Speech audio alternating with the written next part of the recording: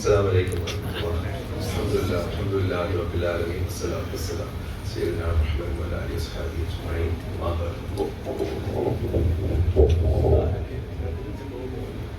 ഏറ്റവും ബഹുമാനപ്പെട്ട ബഹുമാനപ്പെട്ട ചൊല്ലിപ്പാട് സ്ഥാപനം, എൻ്റെ സഹപ്രവർത്തകരെ, പ്രിയപ്പെട്ട സഹോദരന്മാർ, ഇപ്പൊ നേരത്തെ ബഹുമാനപ്പെട്ട ചുള്ളിക്കാട് സ്ഥാപനം പറഞ്ഞതുപോലെ തന്നെ ഒരു രാജ്യസഭയിലേക്ക് എൻ്റെ പാർട്ടിയായ ഇന്ത്യൻ യൂണിയൻ മുസ്ലിം ലീഗും അതിൻ്റെ നേതാവായ ബഹുമാനപ്പെട്ട പാണക്കാട് സാദിഖ് അലി ശിഹാബ് തങ്ങൾ നോമിനേറ്റ് ചെയ്യപ്പെട്ട വിവരം നിങ്ങളെല്ലാവരും അറിഞ്ഞിരിക്കുമല്ലോ. ഇപ്പൊ ചുമതല ഏറ്റെടുക്കുന്നതിന് മുമ്പ് ഇവിടെ വന്നിട്ട് ബഹുമാനപ്പെട്ട ഉസ്താദിന്റെ അനുഗ്രഹവും അതേപോലെ തന്നെ ദുആകളും ഏറ്റുവാങ്ങാനാണ് ഞങ്ങൾ ഇവിടെ എത്തിയത്. ഇന്നലെ ഇവിടെ പറഞ്ഞതുപോലെ തന്നെ പാണക്കാട് തങ്ങളുമായിട്ട് ഇവിടെ പറഞ്ഞ കാര്യം സൂചിപ്പിച്ചപ്പോൾ തന്നെ ഏറ്റവും അനിവാര്യമായിട്ടുള്ള ഒരു കാര്യമാണത്. ഉസ്താദിന്റെ അടുത്ത് പോയിട്ട് ഉസ്താദിന്റെ ദുആകളെല്ലാം വാങ്ങണമെന്നൊന്നും പാണക്കാട് തങ്ങൾ നമ്മളോട് പറയുകയുണ്ടായി. മർക്കസുമായിട്ട്, പ്രത്യേകിച്ച് ഡൽഹി മർക്കസുമായിട്ട് വളരെയധികം ഗാഢബന്ധമുള്ള വ്യക്തിത്വങ്ങളാണ് ഞങ്ങൾ എല്ലാവരും. അവിടെ സംഘടനകൾ എന്ന രീതിയിൽ രണ്ട് സംഘടനകളൊന്നുമില്ല, ഒറ്റ സംഘടന എന്ന രീതിയിലാണ് ഡൽഹിയിലെ KMCCയും മർക്കസും എല്ലാം പ്രതിസന്ധി ഘട്ടങ്ങളിലെല്ലാം പ്രവർത്തിച്ചു പോകുന്നത്. മാത്രവുമല്ല, ഈ സംഘടനകളുടെ എല്ലാം ഒരു അംബ്രല്ല ഓർഗനൈസേഷനായിട്ട് ഒരു കേരള മുസ്ലിം വെൽഫെയർ അസോസിയേഷനും ഡൽഹിയിലുണ്ട്. ആ അസോസിയേഷന്റെ കീഴിൽ ഈ പറയുന്ന എല്ലാവരും ഒരുമിച്ച് പ്രവർത്തിക്കുന്നുമുണ്ട്. അസോസിയേഷന്റെ പ്രസിഡന്റായിട്ട് ഞാൻ കഴിഞ്ഞ 2 വർഷമായി പ്രവർത്തിക്കുകയാണ്. മർക്കസിന്റെ ഭാരവാഹികളാണ് എന്റെ ഭാരവാഹികൾ. അതുകൊണ്ട് തന്നെ എപ്പോ പ്രിയപ്പെട്ട ഉസ്താദ് അവിടെ ഡൽഹിയിൽ വന്നു കഴിഞ്ഞാൽ അദ്ദേഹത്തെ പോയി കാണുക എന്നുള്ളത് ഞങ്ങൾ എല്ലാവരും ചെയ്യുന്ന ഒരു സ്ഥിര ചര്യ തന്നെയാണ്. ഇപ്പോ നമ്മളുടെ രാജ്യം പല രീതിയിലുള്ള ബുദ്ധിമുട്ടുകളിലൂടെ കടന്നുപോയിക്കൊണ്ടിരിക്കുന്നു, പ്രത്യേകിച്ച് നമ്മുടെ ഉമ്മത്തിനെ സംബന്ധിച്ച്. പാണക്കാട് തങ്ങള് 2 കാര്യമാണ് എൻ്റെ ഈ നോമിനേഷനെ കുറിച്ച് പറഞ്ഞത്. ഒന്ന്, ഡൽഹിയിലെ കേരളത്തിന്റെ ഒരു വക്താവായിട്ട്, ഒരു അംബാസിഡറായിട്ട് പ്രവർത്തിക്കണം.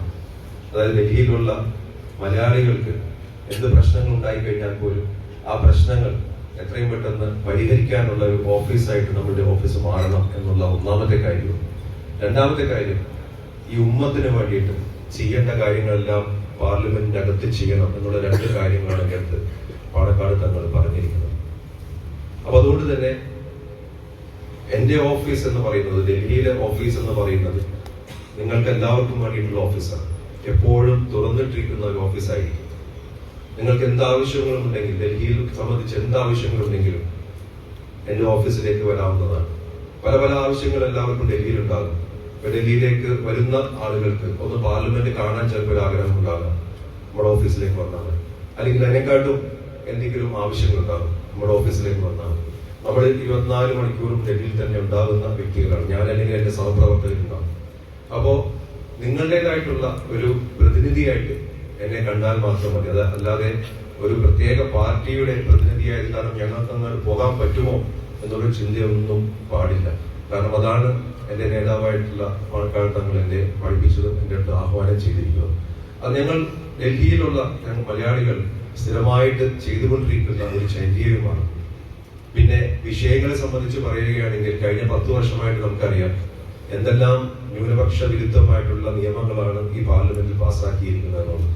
പ്രത്യേകിച്ച് ഒരു ചർച്ചയും ഇല്ലാതെയാണ് പല ബില്ലുകളും പാസ്സാക്കിയത്. ഇപ്പോൾ നേരത്തെ ബഹുമാനപ്പെട്ട ചുള്ളിക്കാട് ഉസ്താദ് പറഞ്ഞ പൗരത്വ നിയമത്തിനെ കുറിച്ച്, പൗരത്വ നിയമം തന്നെ അങ്ങനെ പാസ്സാക്കിയത്. രാവിലെ ഒരു ബില്ല് അവതരിപ്പിക്കുകയും വൈകുന്നേരം ഒരു നിയമമായി മാറുകയും ഒരു ചർച്ചയും ഇല്ലാതെ നിയമമായി മാറുകയും ചെയ്യുന്ന ഒരു അവസ്ഥയാണ്.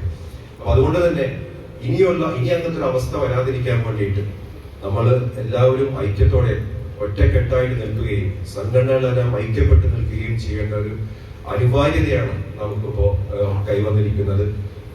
മാഷാ അല്ലാഹ്, ഇന്നത്തെ ഒരു അവസ്ഥ എന്ന് പറയുന്നത് എല്ലാ സംഘടനകളും ഒറ്റക്കെട്ടായിട്ട് നിൽക്കുന്ന ഒരു അവസ്ഥയാണുള്ളത്. നമുക്കിപ്പോ ഇലക്ഷന്റെ റിസൾട്ട് നോക്കിക്കഴിഞ്ഞാൽ തന്നെ അറിയാം, ഇലക്ഷന്റെ ഭൂരിപക്ഷം നോക്കിക്കഴിഞ്ഞാൽ തന്നെ അറിയാം, ഈ ഉമ്മത്ത് ഒറ്റക്കെട്ടായിട്ട് നിന്നു എന്നുള്ളത്. അത് ഇവിടെ മാത്രമല്ല, ഉത്തർപ്രദേശിൽ പോലും നമ്മൾ അത് കണ്ടതാണ്. അങ്ങനെയാണ് അവിടെ അത്രയും സീറ്റുകൾ വന്നത്.